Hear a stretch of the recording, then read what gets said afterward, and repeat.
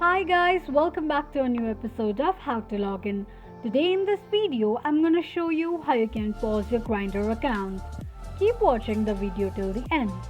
To pause your Grindr's account, firstly go ahead and launch open your Grindr application.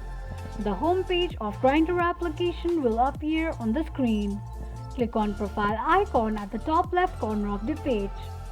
From the displayed options, tap on settings. Scroll all the way down to security and privacy section and tap on show me option. On the next page, slide the slider of show me in explore searches to the left side to turn it off.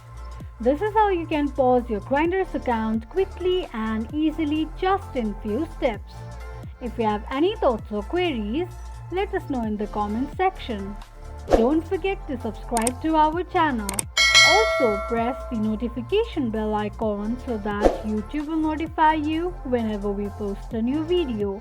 I hope this video was helpful to you. Thank you so much for watching.